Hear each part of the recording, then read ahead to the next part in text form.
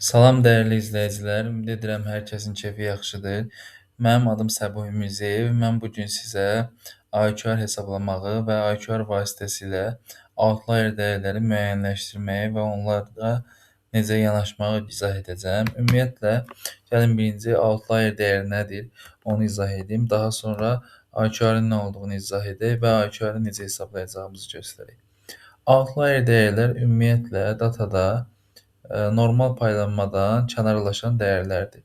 Normal paylanmadan kənarlaşan dəyərlər bizim üçün outlier dəyərlər sayılır. Tutaq ki, fərz edək ki, bizim kredit müştərilərimiz var və bu kredit müştərilərimiz adətən 18 və belə deyək, 65 yaş aralığında olur. Amma bəzən elə olur ki, yəni bu Azərbaycan üçün istisnadır, amma biz baxırıq ki, görürük ki, 100 yaşında bir kredit müştərisi var.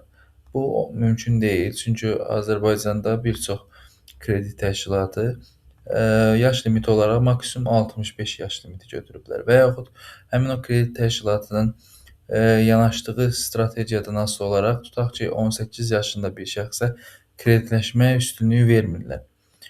Bu zaman həmin o yaş kateqoriyaları əslində bizim üçün nədir? Bir outlier dəyərlərdir.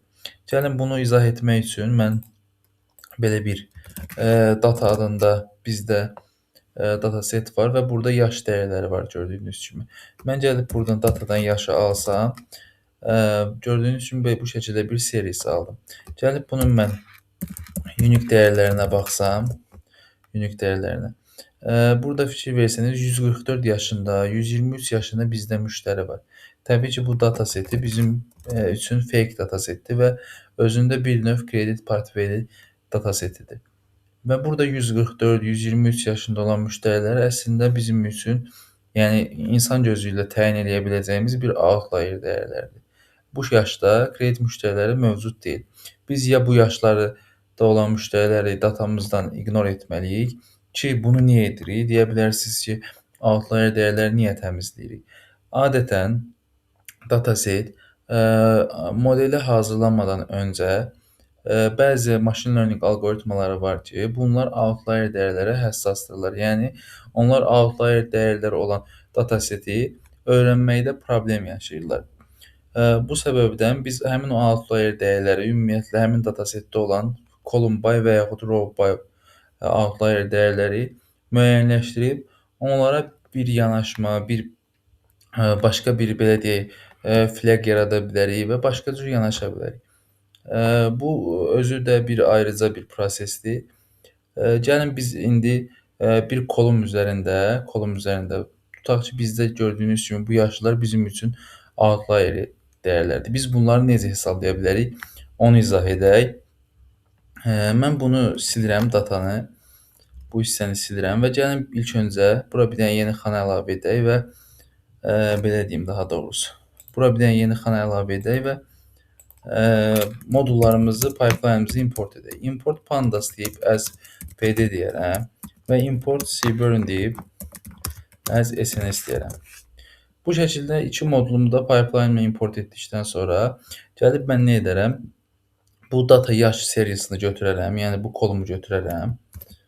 Bu kolumu adətən outlier dəyərləri vizuallaşdırmaq üçün ən çox istifadə olunan belə deyək, qrafik boxplotdur. Boxplotdan istifadə olunur. sns.boxplot deyərəm. Boxplotu çağırıb data parametrim olmalıdır burada, bəli. Ona data yaşı göndərərəm və run edərəm. Burada nöqtə virgül qoyaram ki, bu aksis bizdə görünməsin. Bu şəkildə fikir versəniz, bizdə bu şəkildə bir vizual aldıq.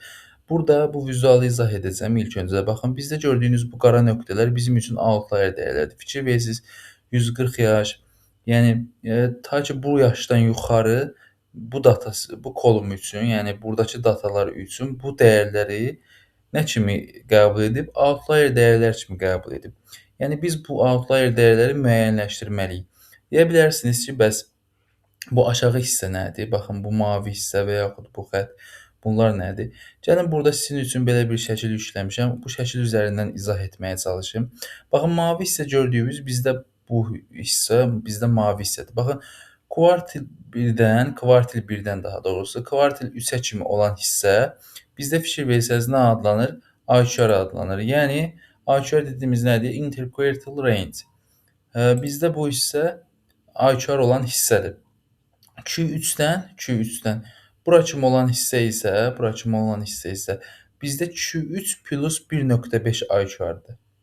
Baxın, fikir versəniz, high outliers, yəni ən maksimuma gəldiyimiz hissə, yəni bura, baxın, bura gördüyünüz bu xətt Q3 plus 1.5 IQR-dır. Bəzi ədəbiyyatlarda bu 3 nəzərdə tutulur, amma belə deyək, belə qəbul olunub ki, statistik testlər nəticəsində və bu box plot üzərindən analizlər nəticəsində belə qəbul olunub ki, 1.5 ən standart rəqəmdir. Daha doğrusu ədəddir. Low outliers isə, yəni aşağı belə deyək, limiti isə, yəni bura sıxmaq üçün isə Q1 minus 1.5 IQR kimi hesablanır. Baxın, bu low outliers hissə. İndi biz nə etməliyik? Biz buradakı outlier dəyərləri, baxın, burada aşağıda gördüyümüz nöqtələr bizdə outlier dəyərləridir. Biz nə etməliyik? Buradakı outlier dəyərləri müəyyənləşdirməliyik. Yəni bu hissədən kənarda qalan bütün dəyərləri biz almalıyıq. İndi gəlin bu necə edək? Ona baxaq. Bunu etmək üçün gördüyünüz kimi bizdə burada formulanı verib. İndi biz bu formuladan istifadə edib bunu hesablayacağıq. Yazaram mən bu şəkildə. İlk öncə yazaram ki, kvartil 1-i hesablayıram. Kvartil 1 bərabərdir. Data nöqtə yaş deyərəm və data nöqtə yaş dedikdən sonra burada quantile çağıraram və bunun içərisinə 0.25 göndərərəm. Bu şəkildə run edərəm. Q1-i alaram. Q1-i təbii ki, baxın, bu şəkildə alacaq. Q1 bizdə 23-dür.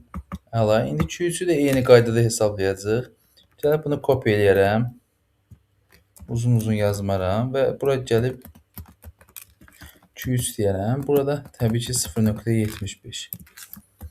Bu şəkildə də Q3-ü də almış olduq. Artıq biz bu hissələri, baxın, burada mavi hissələrin, yəni bu yuxarı ilə bu aşağı hissəsini biz artıq təyin eləmiş olduq. İndi biz nə etməliyik? IQR-ı hesablamalıyıq. IQR da bizim üçün, gəlin belə böyüklə yazaq. IQR bərabərdir Q3 minus Q1. Bu şəkildə IQR-ı hesabladıqdan sonra indi low hissə ilə high hissəni biz hesablamalıyıq. Low hissə ilə high hissəni hesablamaq çox sadədir. Low bərabərdir deyəcəyik. Low bizdə nə idi? Q1-dən çıxacaq 1.5 vurulsun IQR. High hissə isə bizim üçün bərabərdir Q3 üzərinə gələcək 1.5 IQR. Bu şəkildə biz nə etmiş olduq? Artıq low ilə high hissəni də təyin eləmiş olduq. İndi baxın, bura gəlib mən low yazsam, böyüklə yazdım, sorry. Bura gəlib balaca ilə low yazsam, baxın, low hissə məndə 13.5-dir. Yəni 13.5-dən aşağıda qalan hissə bizim bu datasetimiz üçün outlier dəyər sayılır. Əslində burada hal-hazırda 13.5 yoxdur. Amma yenə də 13.5-dən artıq bu dataset üçün aşağıda qalan hissə bizim üçün outlier dəyər sayılır. Bəs high hissəyə baxaq, gəlin. High hissə. High hissə 40.5. 40.5-dən yuxarıda qalan hissə isə artıq bizim üçün necə dəyərlər sayılır? Outlier dəyərlər sayılır. Təbii ki, bunu ilk başda belə etməmişdən öncə biz necə edə bilərdik? Biz gəlib, belə deyək, biz bilirik ki, tutaq ki, kredit portfelində 65 plus yaş olmalı deyil. Yəni 65 plus yaşı full özümüz də təyin edə bilərdik ki, limit qoya bilərdik 65 plus 65-dən yuxarı. Sadəcə biz bu dataset üzərindən artıq, yəni mövcud, belə deyək, portfel üzərindən IQR-ları, outlierləri hesablamağa çalışırıq. Buna görə belə fərz edək ki, 40.5 almağımız əslində bizim nədir? Bir normal dəyərdir. Üzr istəyirəm. İndi gəlin belə yazaq. Biz bu aşağı və yuxarı dəyərləri yazdıqdan sonra data deyib, data içərisindən yaş deyəcəm. Yaşı böyükdür 40.5-dən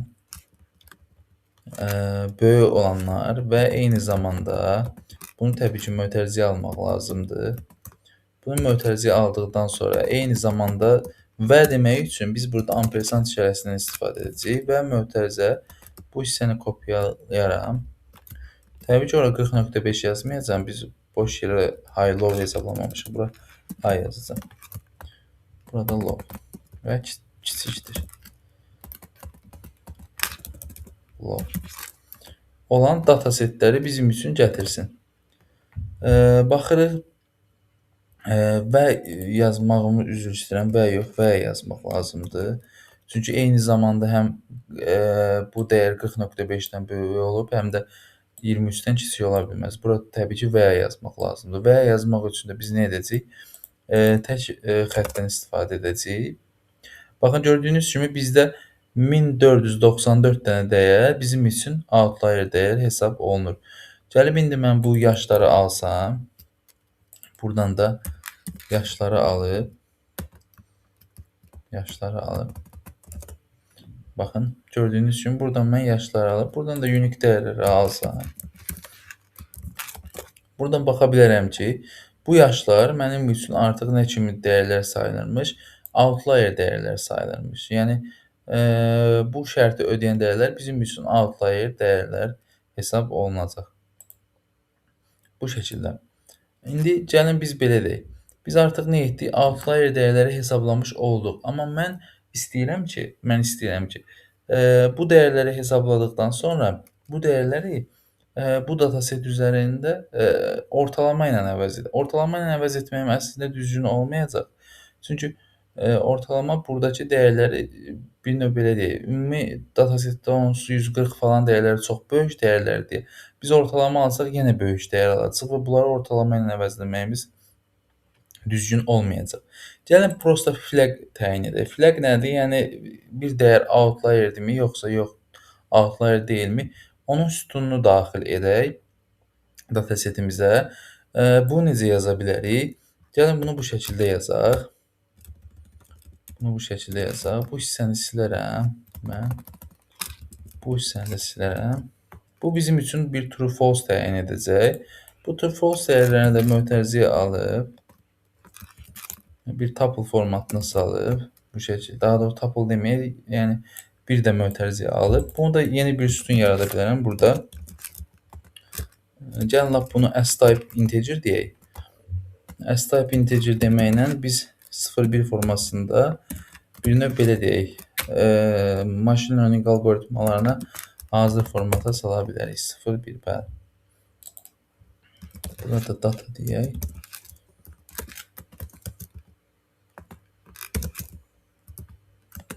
Bu şəkildə gəlib burada deyək ki, outlier age yazaq. Yaşa görə outlier dəyərlər. İndi gəlib mən burada datanı çağırsam, gördüyünüz kimi burada sol tərəfə bağ keçsə, görərik ki, burada outlier age sütunu var. İndi baxın, gəlin biz burada outlier artıq flag təyin elədik ki, hansı dəyərlər bizdə yaşa görə outlierdir, hansı dəyərlər yaşa görə outlier dəyər deyil. Biz bunu təyin elədikdən sonra artıq gəlin biz burada outlier olmayan dəyərləri seçək. Outlier olmayan dəyərləri də seçmək üçün mən nə yazacağam? Buradan biz bilirik ki, artıq outlier age adlı yeni bir sütun yaratmışıq. Outlier age'i biz bura göndərdikdən sonra bərabərdir 1 deyərəm və bunu datanın içərisində çağıraram. Bu şəkildə artıq bizdə outlier, belə deyək, daha doğrusu biz hal-hazırda outlier olan dəyərləri aldıq. Olmayan dəyərləri almaq üçün 0 yazmalıyıq. Outlier olmayan dəyərlər bizdə bunlardır. Mən bu datanı aldıqdan sonra gəlib bunu data new deyəcəm. Bərabərdir. Bunu da bir dənə kopyasını alaq. Bəli. Sonra data new-nu da gəlib burada mən çağırsam. Bu şəkildə gördüyünüz kimi artıq burada olan dəyərlər sırf məndə hansı dəyərlərdir? Outlier olmayan dəyərlərdir. Yəni yaşa görə outlier olmayan dəyərlərdir təbii ki də. İndi mən buradan yaşı çağırıb bunu da bir dənə hər ehtiyata sns.boxplot-la vizuallaşdıraq və görək ki, həqiqətən biz outlier dəyərlərdən azad etdiyimi yaşa görə. Fikir versəniz, burada nöqtə vergül qoysam artıq, fikir versəniz ki, Bayaqki bayaqki datasetdə bu hissəyə kimi olan dəyərlər bizim üçün outlier sayılırdı. Artıq biz yeni belə deyək datasetimizdə yaş sütunumuzda artıq bizim sadəcə belə deyək bu box plota görə yalnız bu iki dəyər outlier sayılır. Əslində bu 2 dəyər də bizim üçün bir növ outlier olmaya bilər, yəni. Əslində bu 140 dəyər də bizim üçün bir outlier olmaya bilər. Yəni bu yanaşmadan asılıdır. Sadəcə algoritmalar adətən öyrəndikdə normal paylanan data üzərində daha yaxşı öyrənmə prosesindən keçir. Bu səbəbdən biz bu outlier dəyərləri handle eləyirik, outlier dəyərləri müəyyənləşdiririk. Amma bu outlier dəyərləri müəyyənləşdirdikdən sonra bunları atmaq və yaxud bunları datasetdən çıxartmaq düzgün yanaşma deyil. Başqa yanaşmalar daha yaxşı ola bilər. Yəni outlier dəyərləri model öyrənməlidir bir növ. Bu şəkildə biz IQ burada əsas bizim diqqət edəcəyimiz nüans odur ki, biz IQ-ları necə hesablayırıq və IQ-ları hesabladıqdan sonra bizim təyin etdiyimiz IQ-ara uyğun biz outlier dəyərləri necə müəyyənləşdiririk. Ola bilər ki, siz burada 1.5 yox, dediyim kimi bəzi ədəbiyyatlarda 3 yazılır. Siz bura 3 yazsanız, artıq siz daha soft yanaşmış olursunuz. Daha soft yanaşmadan qəsdim nədir? Yəni siz artıq belə deyək, gəlin run edək, özünüz başa düşəsiniz. Baxın, gördüyünüz kimi artıq burada outlier dəyərlər daha çox qaldı. Yəni siz kəsmə prosesini daha soft etdiniz. Yəni bizim artıq outlier 50-yə kimi bizdə əslində biz dedik ki, tamam, okey, modelimiz 50-yə kimi datalar saxlasın. 50-yə kimi datalar üzərindən öyrənsin. Onsuz 50-dən sonrakı datalar üzərindən biz artıq belə deyək, bir növ onları ignore edəcəyik. Bir flag qoyacağıq ki, 50 plus yaş gəlsə, onsuz da onu avto belə deyək də reject verir. Tutaq ki, scoring modeli qururuq. Bu şəkildə, yəni daha soft yanaşmaq üçün bu dəyəri qaldıra bilərsiniz. Yəni bəzən üstdə gördüyüm hallar oldu. Bu şəkildə IQ-lar hesablanır. İnşallah gələn dərslərimizdə başqa belə deyək, data analitikada istifadə olunan statistik hesablanmalar üzərindən izahlar verəcəm. Suallar olsa və yaxud təkliflər olsa bu mövzu ilə bağlı komment hissəsində fikirlərinizi bildirə bilərsiniz. Diqqətiniz üçün təşəkkürlər.